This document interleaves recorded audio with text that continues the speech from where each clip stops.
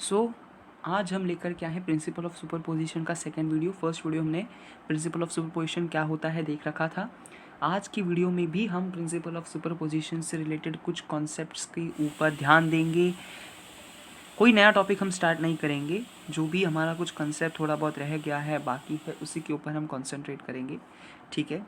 सो let us start. आप सभी का स्वागत है mission to vision YouTube channel में। Okay, so let us start with today's video. आज का वीडियो स्टार्ट करने से पहले मैं थोड़ा आपको रिवाइज करा दूँ या एक बार बस थोड़ा शॉर्ट समरी दे दूँ कि हमने पिछले वीडियो में क्या किया था एक्चुअली।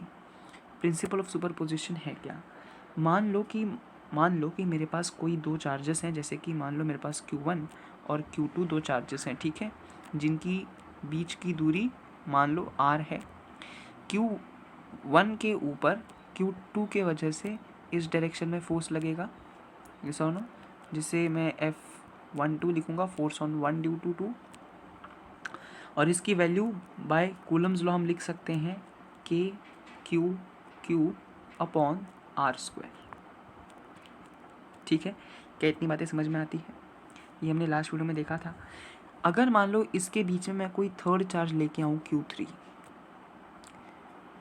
तो Q3 के आ जाने की वजह से इन दोनों चार्जेस के बीच में जो फोर्स लग रहा था उस पर कोई इफेक्ट पड़ेगा क्या? नहीं पड़ेगा। लेकिन डेफिनेटली Q3 के वजह से Q1 के ऊपर जो नेट फोर्स होगी उसमें डेफिनेटली अफेक्ट पड़ेगा। तो Q1 के ऊपर की नेट फोर्स चेंज होगी, और उस नेट फोर्स को कैलकुलेट करने का सिंपल तरीका हमने देखा था प्रिंसिपल ऑफ सुपरपोजिशन की वजह से, कि उसके ऊपर जितनी भी फोर्सेस लगेंगी उन सभी का आपको क्या करना है, वेक्टर सम करना है। आपको Q1 के ऊपर की नेट फोर्स मिल जाएगी और वेक्टर सम कुछ इस तरीके से आप करोगे। एक बार मैं आपको प्रिंसिपल ऑफ सुपरपोजिशन क्या होता है बता देता हूँ कि किसी भी चार्ज के ऊपर की अगर आपको नेट फोर्स कैलकुलेट करनी है, किसी भी चार्ज के ऊपर की नेट फोर्स कैलकुलेट करनी है, मान लो Q1 के ऊपर की नेट फोर्स कैलकुलेट करनी है, तो उस पर्टिकुलर चार्ज के ऊपर अन्य चार्जेस की वजह से, अन्य चार्जेस जैसे यहाँ पे Q2 है और एक अन्य चार्ज एक और Q3 है, तो उस पर्टिकुलर चार्ज के ऊपर अन्य चार्जेस की वजह से लगने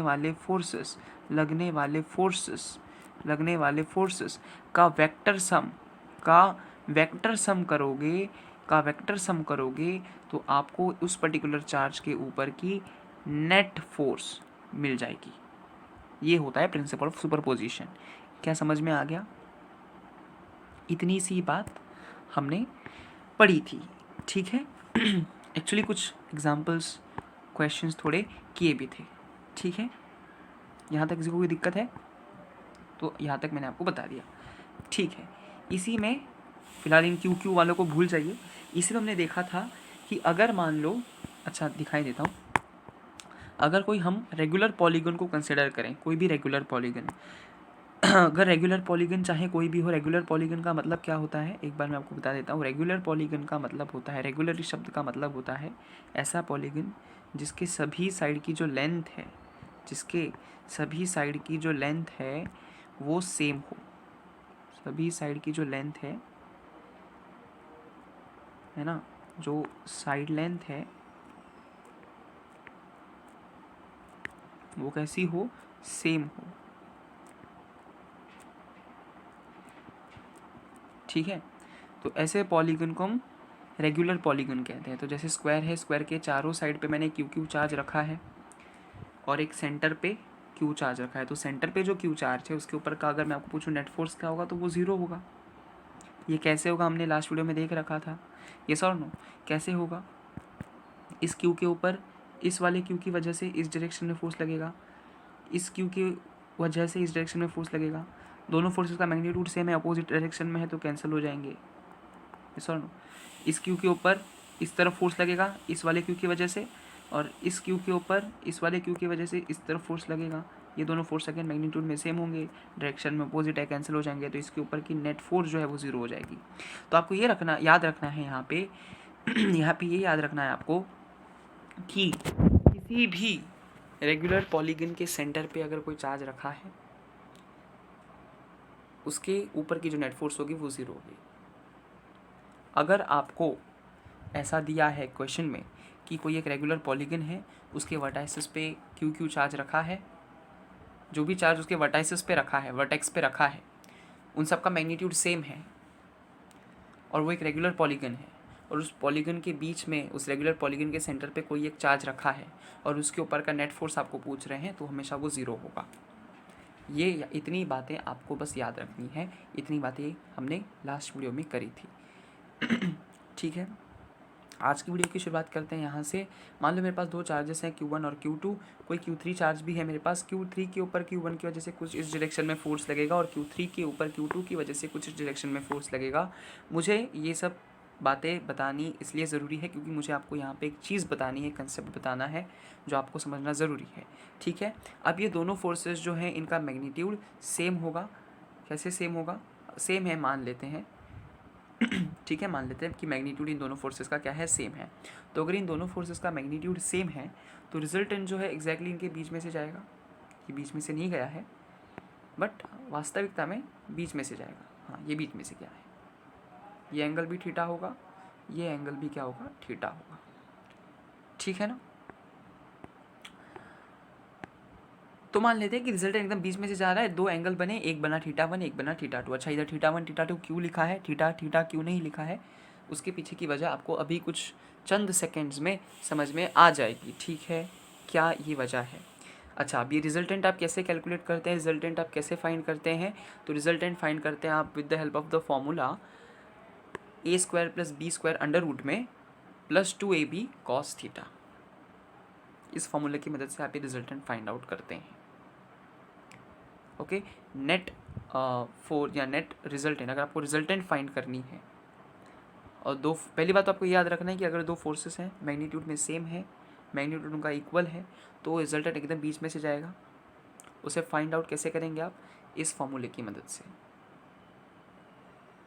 ठीक है, एक्चुअली फॉर्मूला क्या होता है, √a² + b² + 2ab cos theta. तो यहाँ पे ए बी हमारा f है, बी भी हमारा f है, हम इसको f1 f2 ना मान के ff मान ले अगर, तो इसलिए f1² + f2² + 2ff cos theta हो जाएगा। क्या आपको बात समझ में आ रही है? ओके, इनको हमने यहाँ पे f1 f2 कुछ एक पर्टिकुलर रीज़न के लिए माना है जो आपको अभी समझ में आ जाएगा। अगर इन दोनों का मैग्नीट्यूड सेम ही है, फिलहाल आप मानो कि सेम है, तो फिलहाल इनके आगे जो ये 1 लिख रखा है ना, इसके आगे जो 2 लिख रखा है, इस थीटा के आगे जो 1 लिखा है, इस थीटा के आगे जो 2 लिखा है, इसे भूल जाओ। ये सिंपल f, दोनों का f मान ले क्योंकि दोनों का मैग्नीट्यूड सेम है। तो आप क्या लिखोगे, फॉर्मूला क्या हो जाएगा, फॉर्मूला क्या हो जाएगा? फॉर्मूला सिंपल हो जाएगा, अंडर रूट के अंदर under root f² + f²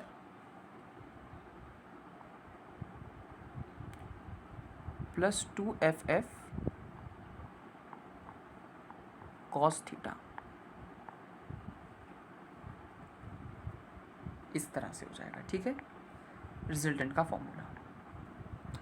actually एक और शॉर्ट फॉर्मूला भी होता है जिसे कि आप तभी यूज़ करना, जैसे इस केस में आप यूज़ कर सकते हो, अगर दो फोर्सेस हैं, उनका मैग्नीट्यूड सेम है और उनका रिजल्टेंट अगर आपको कैलकुलेट करना है, इसे आप तभी यूज़ करना अगर मैग्नीट्यूड सेम है, तो आप ऐसे यूज़ नहीं करना, इसे मैग्नीट्यूड सेम है तभी यूज़ करना। अगर आपको रिजल्टेंट निकालना है तो सिंपली आप यूज़ कर सकते हैं 2f cos θ/2, इसको यूज़ करिए, आपको रिजल्टेंट मिल जाएगा इन दोनों के बीच का। इससे भी वही आएगा जो कि इससे आएगा। ठीक है,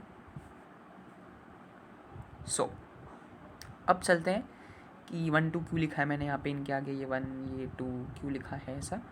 अभी अगर मान लो कि f1 की मैग्नीट्यूड f2 से ज़्यादा हो जाए तो थीटा पे क्या इफेक्ट पड़ेगा?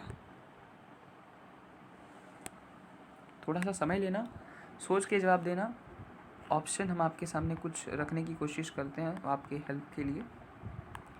θ2 will be greater than θ1, θ1 will be greater than θ2। कोई असर नहीं होगा, दोनों सेम ही रहेंगे, जितने पहले थे उतने ही रहेंगे, या हम नहीं बता सकते, कांट से, ये भी एक ऑप्शन हो सकता है।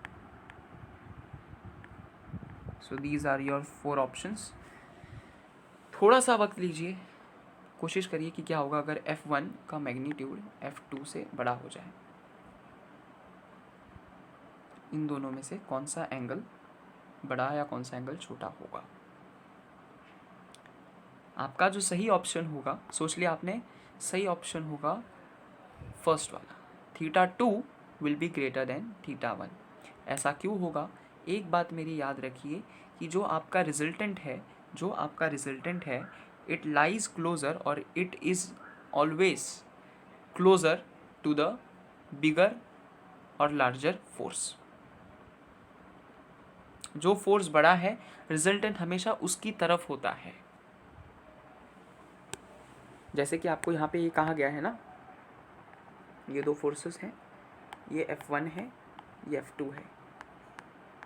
आपको क्या गिवन है कि F1 का जो मैग्नीट्यूड है वो F2 से ज़्यादा है, तो थीटा पे क्या इफेक्ट होगा। तो रिजल्टेंट पहली बात तो आपको याद रखनी है कि F1 की तरफ जाएगा, तो इससे क्या होगा, θ2 जो है वो बड़ा हो जाएगा θ1 से। ये सॉर नो पता चला कैसे होगा? ओके, तो यही मुझे बात आपको समझानी थी। तो इससे होगा ये कि θ1 जो है वो θ2 से छोटा रहेगा, या यूँ कह लो θ2 θ1 से बड़ा होगा। आपको ये बात याद रखनी है कि resultant is always near to the bigger और लार्जर फोर्स।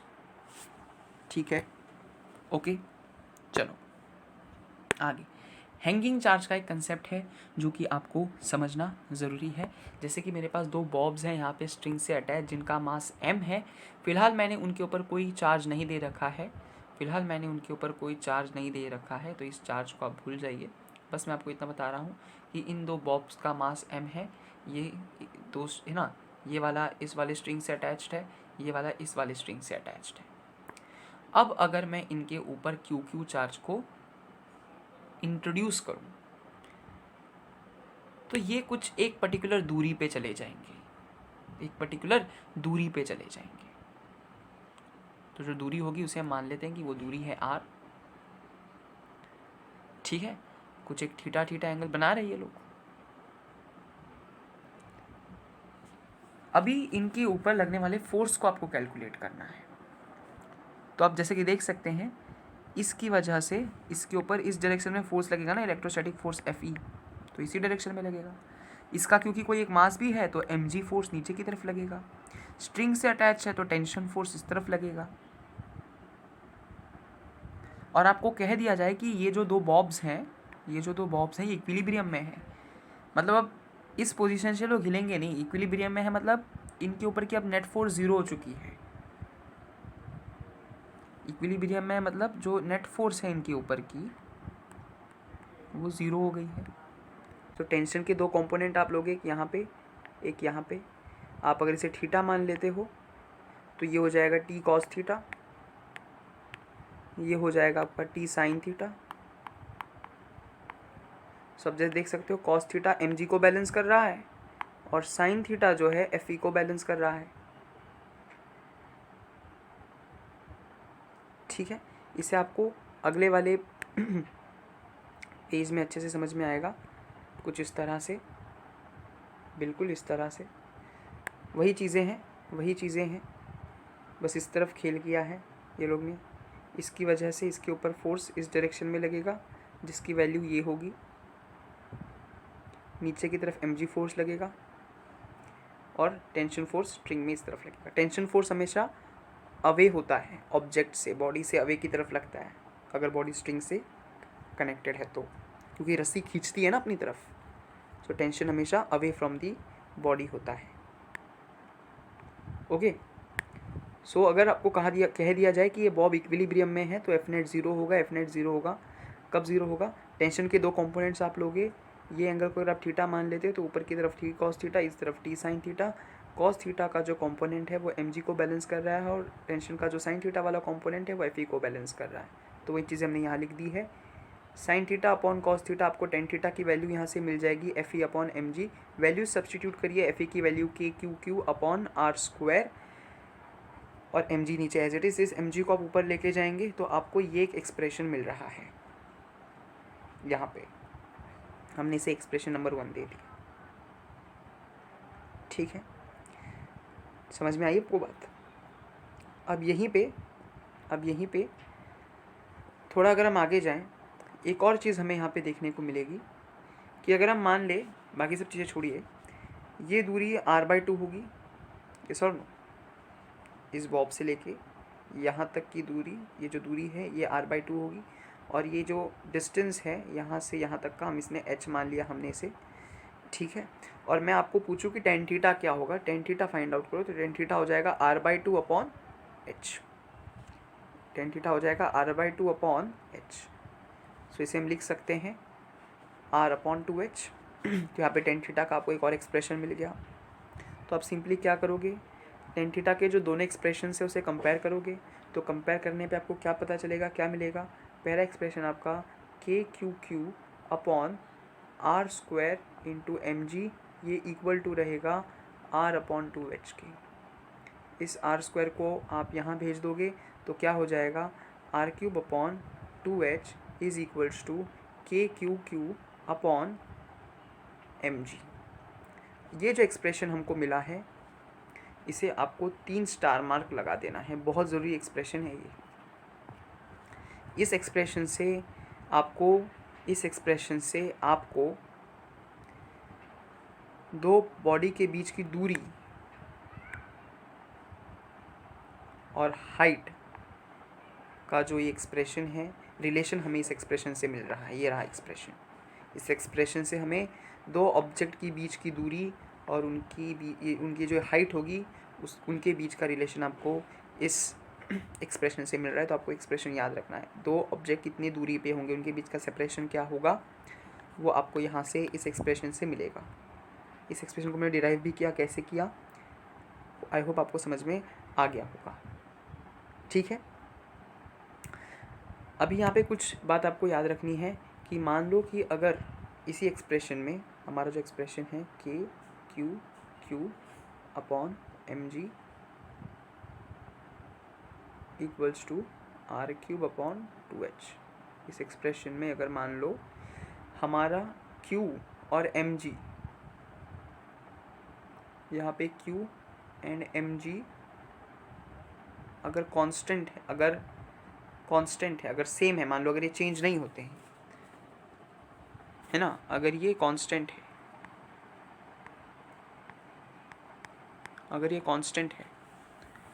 तो ये जो r³ अपॉन 2h है ये क्या होगा, ये भी कांस्टेंट होगा,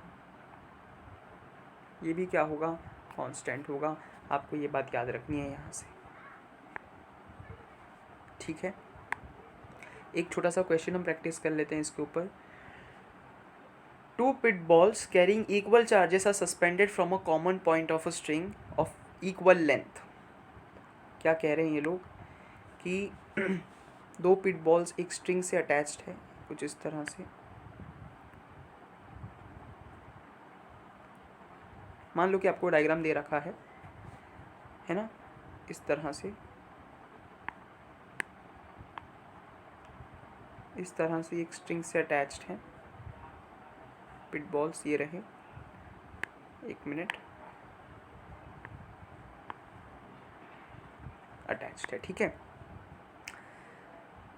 ऑफ इक्वल लेंथ। तो इसका मतलब ये जो स्ट्रिंग की लेंथ है वो भी क्या है, इक्वल है। The equilibrium separation between them is R. Equilibrium separation का मतलब है इनके बीच की जो दूरी है ये कितनी है, आर है, ठीक है, इनके बीच की दूरी ये कितनी है, आर है। Now the strings are rigidly clamped at half the height, the equilibrium separation between the two ball now becomes. ये पहली केस है। दूसरी केस आपको ये दे रखिए कि अभी जो है इनके बीच की या इनकी जो ये हाइट है, ये मान लो इसकी पहली हाइट हम मान लेते हैं y थी, बाद में जो है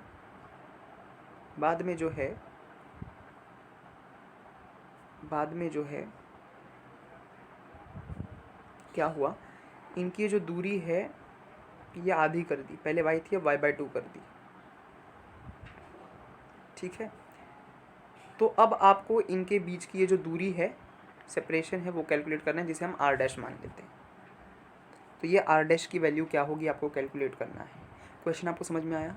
दो पिट बॉल्स एक स्ट्रिंग से अटैच्ड हैं जिनके बीच का इक्विलिब्रियम सेपरेशन पहले r था, और हाइट y थी। अभी उस हाइट को हमने आधा कर दिया, तो उनके बीच के सेपरेशन की बारी क्या होगा सेपरेशन, हमें वो फाइंड करना है। तो यहाँ पे जैसे मैंने आपको अभी बताया था कि अगर चार्ज और mg कांस्टेंट है तो r³ अपॉन h भी कांस्टेंट होगा।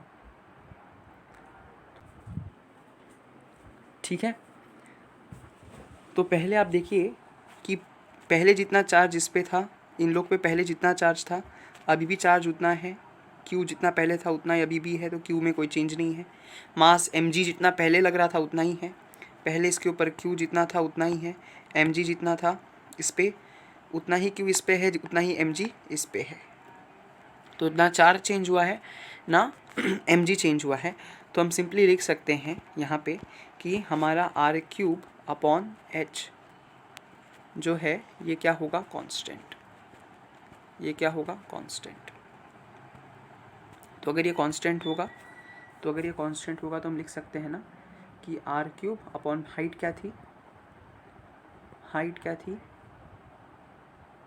एक मिनट यार,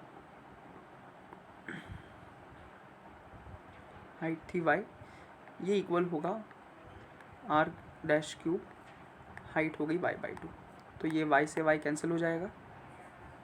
इसे आप कैसे लिखोगे, ये 2 ऊपर चला जाएगा, r³ will be equal to 2 into r⁻³। तो r⁻³ आपको निकालना है तो इस 2 को आप इस तरफ भेज दोगे। So r⁻³ is equals to r³।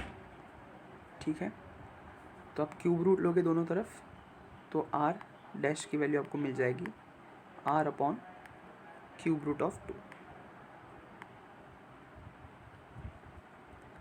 सो उस हिसाब से हमारा जो ये सी ऑप्शन है, जो थर्ड ऑप्शन है, वो करेक्ट होगा। जो डिस्टेंस होगी इनके बीच की, हाइट को हाफ करने पे इनके बीच की जो दूरी होगी वो कितनी होगी, r upon cube root of 2। ठीक है, समझ गई ये बातें आपको। चलिए अगला क्वेश्चन देखते हैं। अगला क्वेश्चन क्या है, अच्छा ये इसका सल्यूशन आपके सामने है। ठीक है, चलो अगला क्वेश्चन है कि 2 small spherical balls each carrying a charge Q, और वो है 10 माइक्रोकूलम का, are suspended by 2 insulating threads of equal length 1 metre each from a fixed point of the ceiling. It is found that the equilibrium thread are separated by an angle of 60 degree between them। अच्छा, तो figure मैं आपको यहाँ पे बना दे रहा हूँ। Figure क्या होगा, ये कोई एक सीलिंग है मान लो, ठीक है, ये रहे 2 आपके क्या बोला है, स्मॉल स्फेरिकल बॉल्स। ठीक है, तो एक ये रहा, एक ये रहा, इधर वाला हमेशा कट जाता है आधा, ये रहा। ठीक है, ये जो थ्रेड की लेंथ है ना, ये 1 मीटर है, आपको बोल रखा है, ये भी 1 मीटर है, ये एंगल आपको दे रखा है 60 डिग्री है। तो अगर ये 1 मीटर है तो आप कह सकते हो ना, अच्छा इनकी बीच की दूरी क्या होगी, इनकी बीच की दूरी, अच्छा ये क्या होगा अभी पता चल जाएगा आपको। ये 1 मीटर है, ये 1 मीटर है, ये 1 मीटर है और ये भी 1 मीटर है, तो ये 2 एंगल सेम होंगे। सेम होंगे का मतलब क्या है, ये भी 60 होगा, ये भी 60 होगा। तो आप देख सकते हैं आइसोसेलेस ट्रायंगल बन रहा है, तो ये भी 1 मीटर ही होगा। यस और नो, ये भी 1 मीटर ही होगा। तो आपको क्या कैलकुलेट करना है, टेंशन। इसकी वजह से इसके ऊपर इस तरफ फोर्स लगेगा Fe, नीचे की तरफ mg, और इस तरफ टेंशन। तो आपको जो टेंशन फोर्स है ना, इसे कैलकुलेट करना है। ओके, तो एक बार अच्छे से हम फिगर बना लेते हैं। ये एक सीलिंग रही आपकी, ये रहे 2 थ्रेड्स जिस पे कि आपके जो 2 बॉल्स हैं, ये 1 मीटर है, ये भी 1 मीटर है, ये एंगल आपको दे रखा है 60 डिग्री है, तो ये भी 60 हो जाएगा, ये भी 60 हो जाएगा, ये 1 मीटर हो जाएगा, है ना। क्यू चार्ज है ये लोग के ऊपर, इसके ऊपर भी क्यू चार्ज है, और क्यू की वैल्यू कितनी है, 10 कूलम है, आपको याद रखना है। ठीक है, ठीक है, 10 कूलम है, आपको याद रखना है। ओके, तो इसके ऊपर एक Fe फोर्स इधर लगेगा इसकी वजह से, जिसकी वैल्यू क्या होगी, K Q upon R square. Values हम बाद में सब्स्टिट्यूट करेंगे। नीचे की तरफ एक mg फोर्स लगेगा, mg के बारे में अपने पास कोई जानकारी नहीं है, और स्ट्रिंग में इस डायरेक्शन में एक टेंशन फोर्स लगेगा T। तो T के आप दो कंपोनेंट लोगे, एक ऊपर वाला एक इस तरफ वाला। अगर हम ये एंगल को थीटा मान ले, तो ये वाला कंपोनेंट आपका हो जाएगा T cos थीटा, और ये हो जाएगा T sin थीटा। ठीक है, तो आप जैसे देख सकते हो कि cos थीटा जो है वो बैलेंस कर रहा है हमारे Fe को। ठीक है, cos थीटा हमारा बैलेंस कर रहा है Fe को, तो हम लिख सकते हैं कि cos theta T cos theta is equals to Fe। तो सबसे पहले अभी हम Fe की वैल्यू निकालते हैं कि Fe की वैल्यू क्या होगी। हम पहले वैल्यू सब्स्टिट्यूट करेंगे। कैसे सब्स्टिट्यूट करोगे आप वैल्यू? K की वैल्यू होती है 9 × 10⁻9 इंटू Q। 10 कूलम का चार्ज एक के ऊपर है, लेकिन वो माइक्रो कूलम है, इंटू 10⁻⁻6 आप करोगे। दूसरे Q की वैल्यू वही है 10 × 10⁻⁻6 अपॉन में 1 का स्क्वायर, तो वो नहीं लिखोगे तो भी चलेगा। इसे आप सॉल्व करिए, आपका आंसर आ जाएगा 0.9 न्यूटन। तो आपकी जो फोर्स है उसकी वैल्यू आ गई 0.9 न्यूटन। तो आप यहाँ पे सब्स्टिट्यूट कर दीजिए वैल्यू। सो T cos थीटा की वैल्यू यहाँ पे 60 डिग्री है, राइट। सो cos 60 क्या होता है? 1/2। cos 60 क्या होता है? 1/2। सो 1/2 इज इक्वल्स टू 0.9। आपका T टेंशन जो है उसकी वैल्यू आ गई 1.8 न्यूटन। ठीक है, देखिए ऑप्शन है क्या? बिल्कुल अपना ऑप्शन सी जो है 1.8 न्यूटन, ये सही होना चाहिए। ये रहा इसका सल्यूशन। ठीक है, कुछ इंपॉर्टेंट पॉइंट्स और हैं, जैसे कि अगर मान लो वही बस हमको थोड़ा समझना है कि मान लो कि अगर ये जो दो बॉब्स हैं, अगर इनके ऊपर का चार्ज सेम ना रखते हुए इनका मास सेम कर दिया, मान लो इसके ऊपर Q1 चार्ज है, इसके ऊपर Q2 चार्ज है। अभी Q चार्ज नहीं, अभी चार्ज चेंज कर दिया हमने, लेकिन मास सेम है, तो क्या होगा? तो कुछ नहीं होगा, सिंपल जैसा पहले था वैसा ही रहेगा। फोर्स की वैल्यू वही होगी K Q1 Q2 upon R square. बस अभी आपको Q1 Q2 लिखोगे, Q नहीं लिखोगे। ठीक है, पहले अगर चार्ज सेम होता तो हम Q लिखते थे ना, K Q upon R square into mg। Yes और नो, ये होती थी ना वैल्यू। और टेन थीटा में भी हम K Q upon R square into mg ये लिखते थे टेन थीटा में, राइट। फोर्स में तो हम ये लिखते थे, Q लिखते थे। तो अभी Q1 Q2 आपको जो वैल्यू है वही लिखनी है। ठीक है, ये तो आपको समझ में आता है। ठीक है, तो अगर चार्ज डिफरेंट हो जाए तो आपको चार्ज को लिखना पड़ेगा, जो भी चार्ज है, कोई चेंजेस नहीं होंगे उसमें, बस आपको चार्ज जो अलग अलग है वो अच्छे से लिखना है। दूसरा यहाँ पे ये है कि अगर मान लो चार्ज सेम हो जाए, मास सेम ना हो। एक्चुअली ये ज़्यादातर नहीं होता है, पूछते नहीं हैं, क्योंकि अगर मास सेम नहीं होगा तो ये कुछ ऐसा टेढ़ा बनेगा इस तरह से, और ये ज़्यादातर पूछ भी नहीं आते। θ1 θ2 डिफरेंट होंगे, θ1 θ2 यहाँ पे क्या हो जाएंगे? डिफरेंट हो जाएंगे, इसलिए ये पूछते नहीं है ज़्यादा। ओके, इस तरह का मास डिफरेंट होगा ये ज़्यादा नहीं पूछते हैं। ठीक है, okay. If masses are different, so θ1 θ2 will also be different।